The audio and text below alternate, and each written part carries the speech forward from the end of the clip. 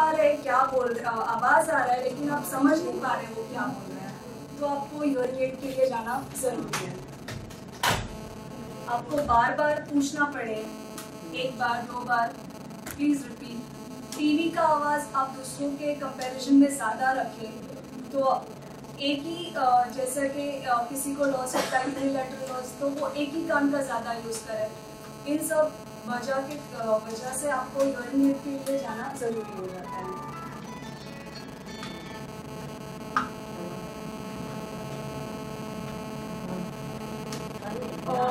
Why you should have hearing aid if prescribed?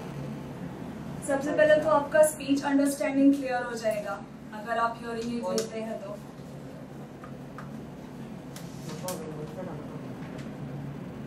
आप telephone पे एक नॉर्मल पर्सन जैसे बात कर सकता है वैसे बात कर सकते हैं, आपको दूसरे के ऊपर डिपेंडेंट नहीं रहना पड़ेगा। टीवी वगैरह का आवाज़ आप खुद ब खुद अच्छे से सुन सकते हैं, दूसरों को आपकी वजह से प्रॉब्लम नहीं होगा। और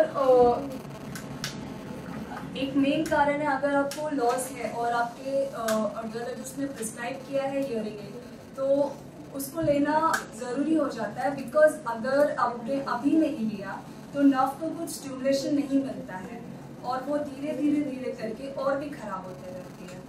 अगर आप वही टाइम हियरिंग एड ले लेते हैं तो it will stimulate your hearing nerve. These are the types available for hearing aid as we have different type of hearing loss. तो different तरह की hearing aid available है। ये कान के पीछे जाता है, ये वाला बहुत छोटा होता है कान के, ये भी कान के पीछे जाता है लेकिन इतना नहीं दिखता है, ये बहुत अंदर जाता है और ये थोड़ा दिखाई देता है। ये तो जो टाइप है।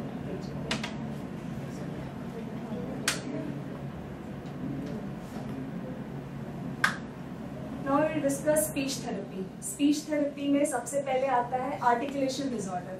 Articulation disorder ये होता है जब आप कोई शब्द, कोई साउंड बराबर से नहीं प्रोड्यूस कर पा रहे हैं।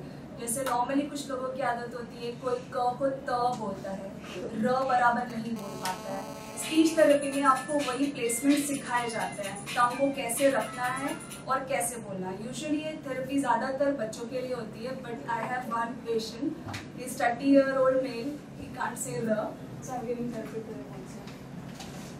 Other therapy is soling therapy. Soling therapy ज़्यादातर स्ट्रोक पेशेंट को देना पड़ता है। स्ट्रोक के बाद यूजुअली पेशेंट सोलो नहीं कर पाता है, नाक से खाना बाहर आता है और वो खा नहीं पाता है, तो देयर इज मसाज टेक्निक वगैरह होती है तो जो स्पीच थेरेपिस्ट अपनी तरह से जितना ज़रूरी है उतना देते हैं और फिर वो धीरे धीरे उनका सोलिंग मैनेज करने की कोशिश करते हैं। Speech therapy for stroke person.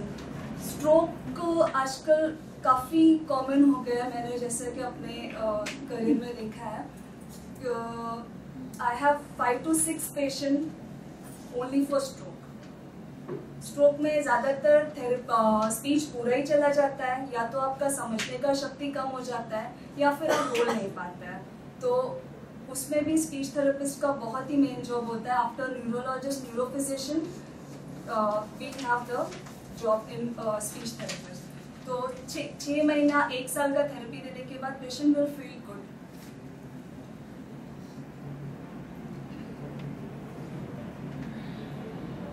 As you can see, articulation therapy,